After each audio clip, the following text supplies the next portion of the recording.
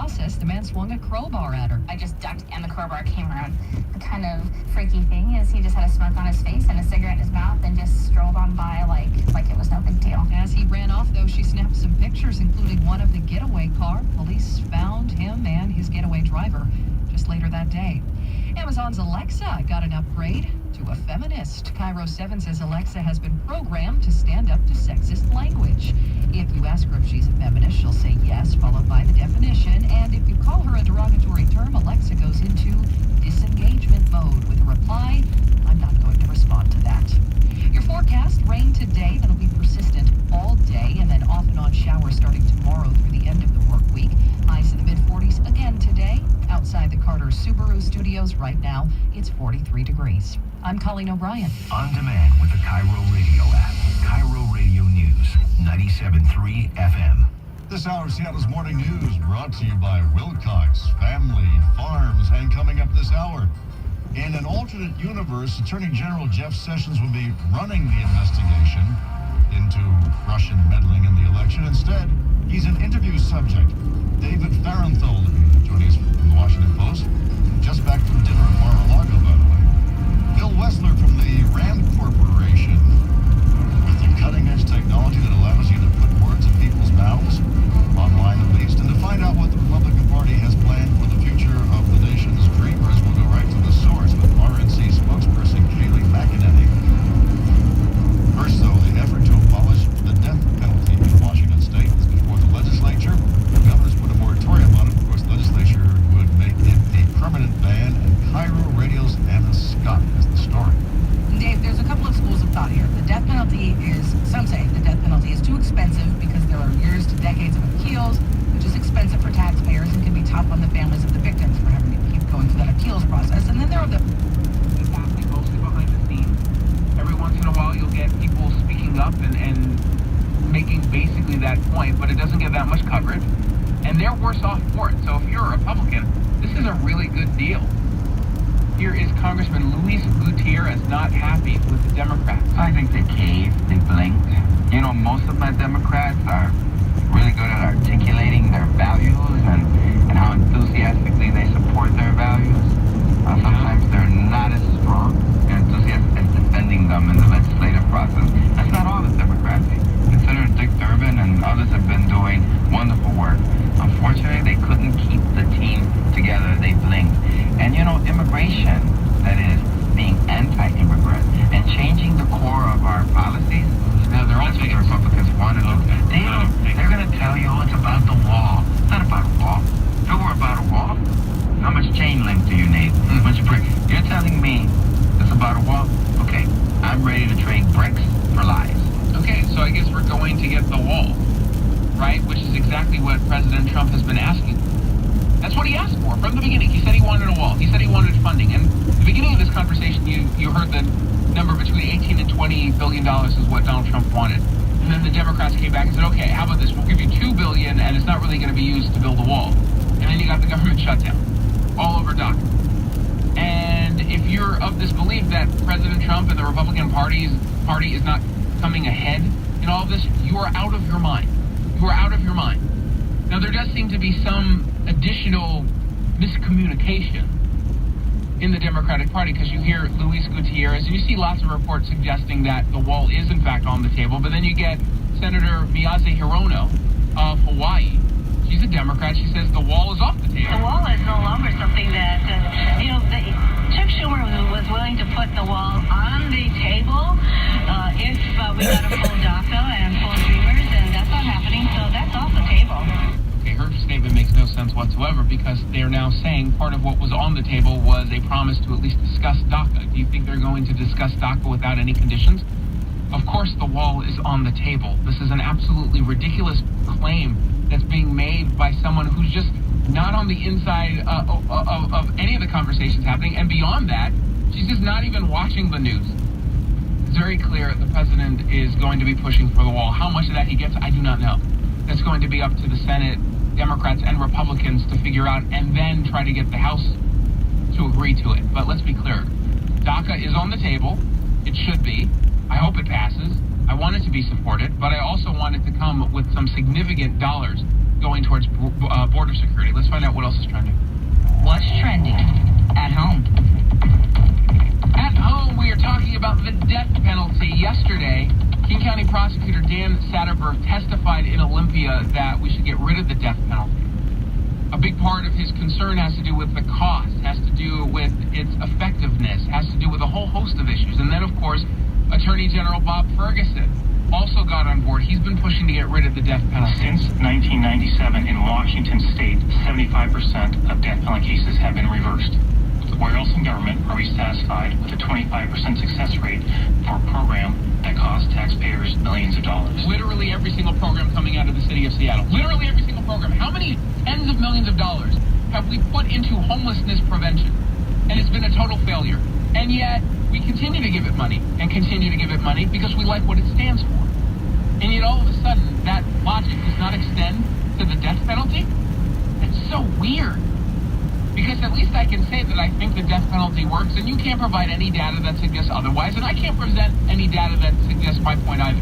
That's the thing about the death penalty. There's not going to be that many people who stand up and say, well, you know what? I would have killed Jacob during that last break because he screwed something up. If not for that death penalty, I would never take that position. I might think it. It wasn't your fault. It was Darren's fault. But I mean, I wouldn't say that out loud, so I'm not exactly sure how you you present evidence to suggest something didn't happen because of a particular policy that's in place. It's kind of difficult to do.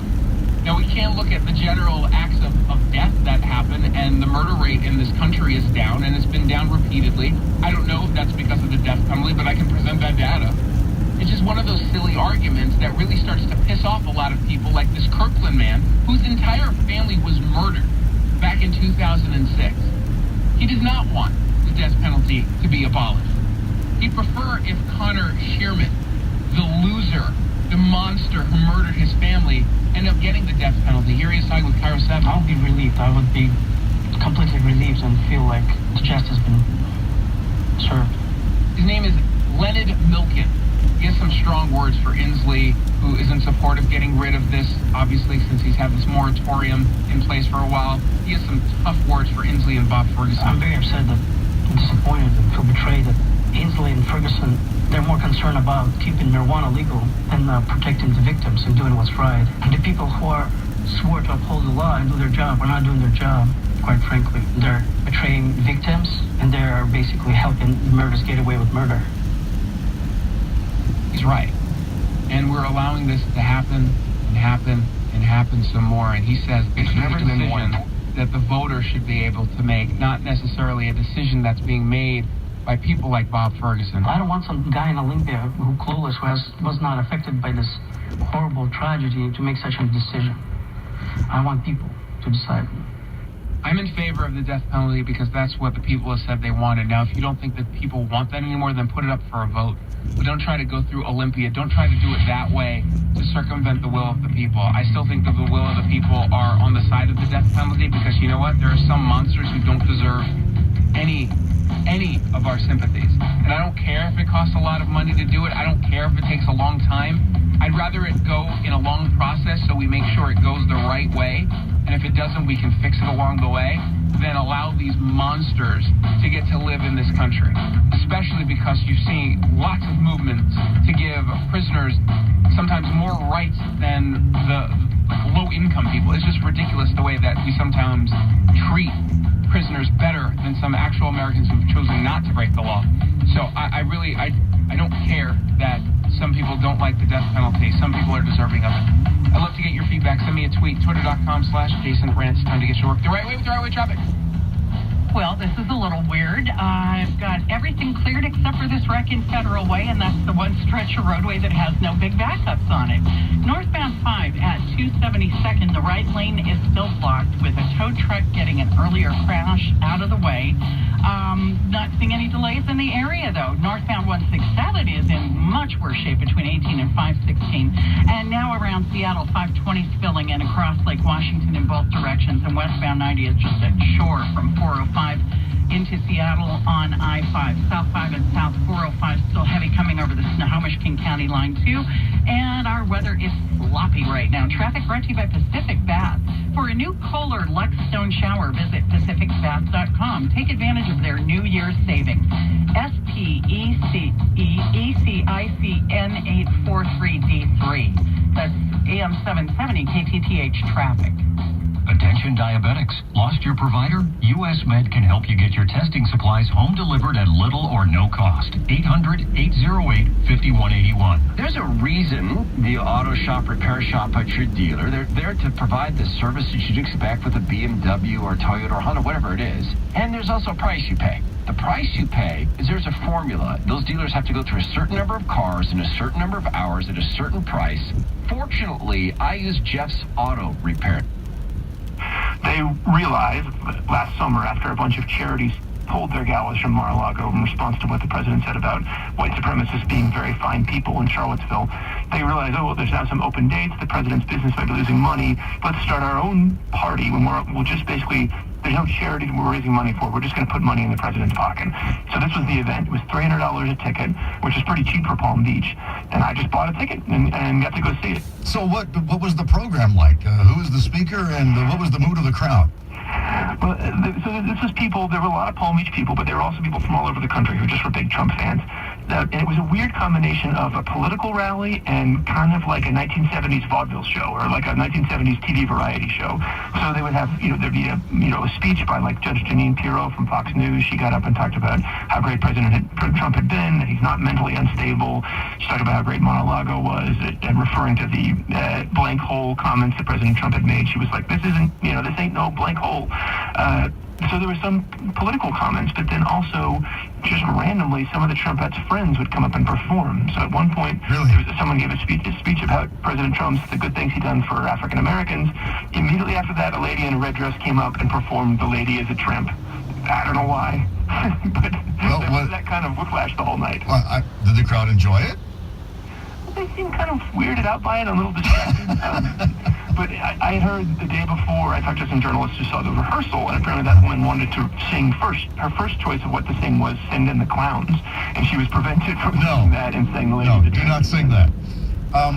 You mentioned in your piece that the people attending feel surrounded by the rest of the country. Explain that.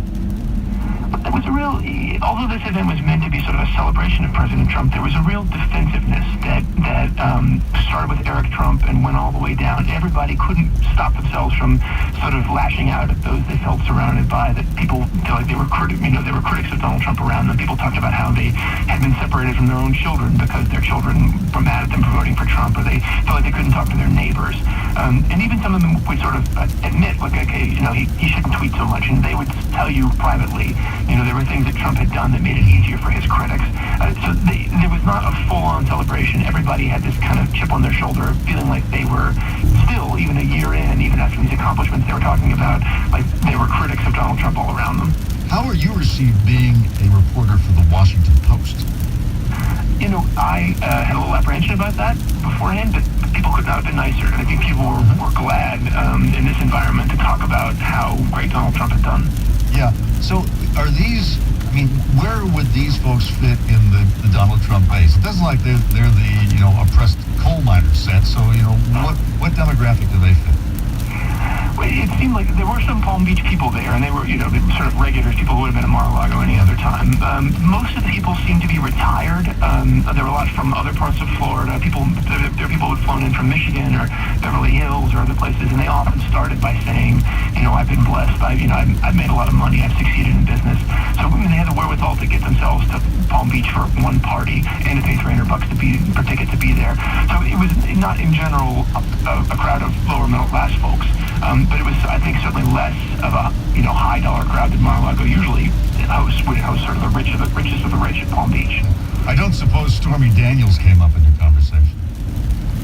No, nobody mentioned Stormy Daniels. They talked about other things that Trump had been criticized for, but nobody brought up Stormy Daniels. All right, let's talk about some of the developments today in our remaining time here. There haven't been many leaks from the Robert Mueller investigation, but now it's come out that the Attorney General, Jeff Sessions, has been interviewed. Does that tell you that we're getting near a conclusion here? Well, the way these investigations work, if you follow the way that the let's think it's a mob or any other large organization where you're most concerned with the person at the top. You know, you start at the outer edges, you start at the bottom, and you work in and up. So the fact that they're getting to people like Jeff Sessions, who, you know, would be involved in knowing what the president did to fire James Comey and why he fired James Comey, that signals an advanced step. But, you know, until they talk to Donald Trump, until they talk to Donald Trump Jr., until they talk to the people who are closest to the president, you know, it's hard to say it's over. They're going to be talking to Sessions and then going back and trying to figure out if what he said contradicts other people. And I might call him again. Yeah. And on the shutdown, or I guess the stare down, it sounds like the Republicans won the stare down. I mean, the government's open again, and as far as I can tell, what the Democrats got was a promise from Mitch McConnell for a fair debate on immigration, which is, I mean, sounds like a good thing, but far from any kind of commitment to passing. That's right. The Democrats, I don't think, had a great deal of strategy going into this. I mean, they knew what they wanted. They wanted some sort of approval of the dreamers, the folks who were brought to this country as children, who were brought illegally to this country as children. They wanted some sort of legal status for them.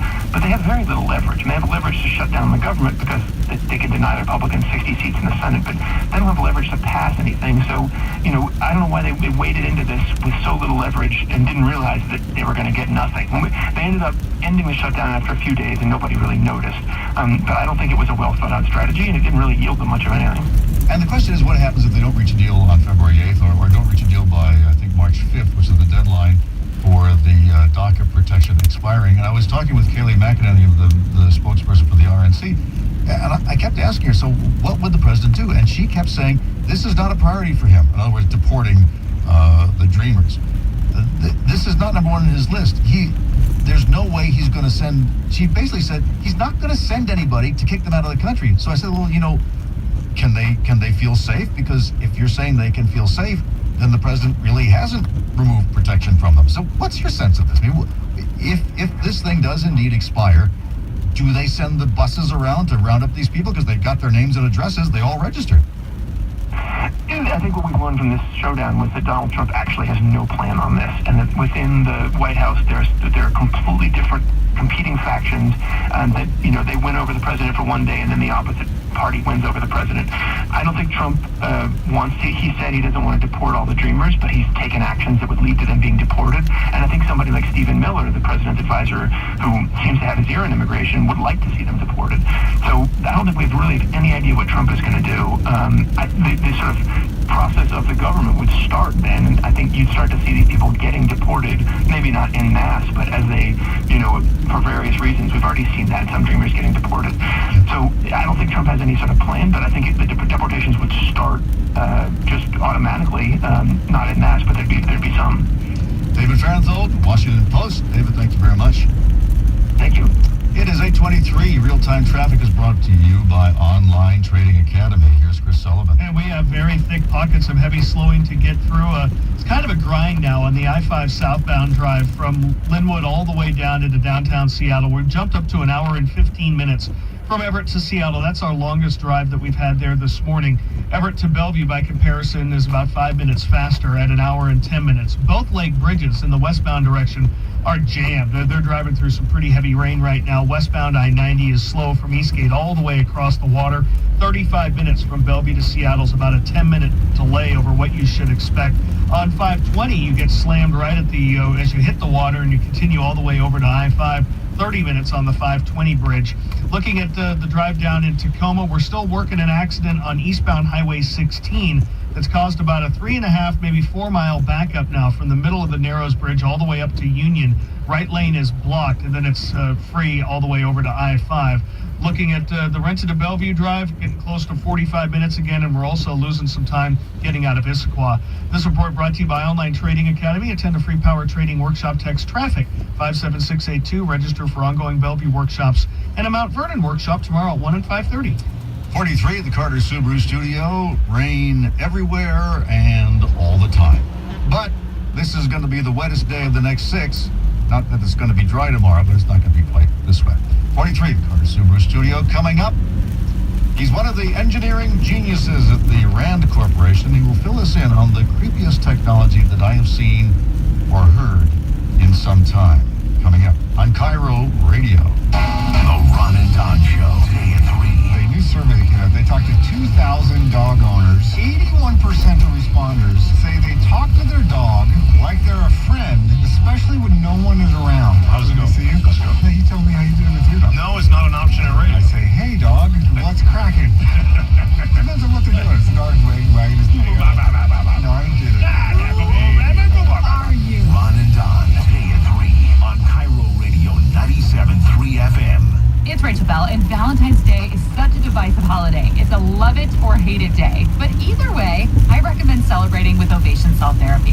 mean buying a gift set for your girlfriend, your wife, your husband? Now a study confirms what everybody knew except the left. Instead of helping workers, the minimum wage increase hurt them. And even with this fresh evidence, liberals will never admit that they were wrong. They'll find ways to inflict even more pain on the economy and kill more jobs. That's just what they do. On AM 770 KTTH. Hey, Jason Rance here. The stock market optimism from all of the professionals, it's reached the highest levels in nearly 32 years. That according to CNBC. When you reflect back on the last year, when you reflect back on the last 23 days of the new year, it seems pretty clear that the stock market is killing it, and a lot of us are being left behind. And that begs the question, well, if the stock market's killing it, who's benefiting? Well, like the pros are. People who are the Wall Street bankers. They're benefiting, while you and I, maybe once in a while, we'll have a really good day, a really good week, or a really good month. The truth is we could be doing so much better. All we have to do is implement the same rules that the pros do. You can learn that from the Online Trading Academy. I enrolled and started to take classes from OTA. And as a result, I am making a lot more money. My trades are doing a lot better than I would have otherwise been able to pull off. If you're in a position where you need to do better in the stock market, or you want to do better in the stock market and you're not entirely sure if OTA is the right place for you, all you have to do is send one text message with the word RANTZ, R-A-N-T-Z.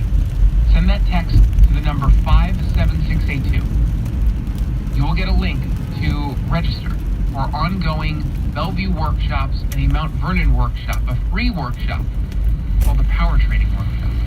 The Mount Vernon ones are happening tomorrow at 1 o'clock and again at 5:30. The Bellevue ones are happening very frequently.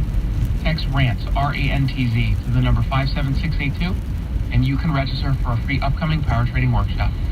Bill Mitchell, Sunset Chevrolet, what's going on for the new year? Hey, Rich, I'd like to thank all the customers that bought a vehicle from Sunset Chevrolet in 2017. And thanks for letting us have the biggest December we've ever had. We really appreciate your business, and thanks for doing business with us. And guess what? We've got great incentives this month in January. In fact, the incentives are huge, and they're 0 for 72.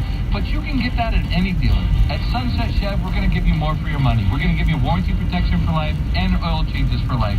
Plus, we've got the best selection in the state on new Chevrolets. Nobody can beat our selection. We've got the unit you're looking for, and it's in stock, ready for you to take home today. And if you even want more than that, I'll still give you more for your trade. I need your trade paid for or not. Get it down here. I'm going to pay more than anybody. Financing offers subject to credit approval, and a doc fee up to $150 may be added to the sale price. Call 1-800-NEXT-CHEV today, or check us out online at sunsetchev.com. Sunset Chevrolet. Find new roads to 910 Traffic Avenue in Sumner. Concerned about running out of money, becoming a burden on loved ones, or ending up in a nursing home? Know your options. Tune in to Aging Options with life planning coach Rajiv Nagaich. We hope to spend wisely, invest conservatively, but a single healthcare episode can decimate our savings and leave us on the doorstep of a nursing home. Join me and I'll show you how to protect your hard-earned savings, age in your own home, and avoid becoming a burden on loved ones. Aging Options, Saturday mornings at 10. For the very latest developments in medicine, be sure to tune in every Saturday morning at 8 for Leading Edge Medicine with Pete Talbot.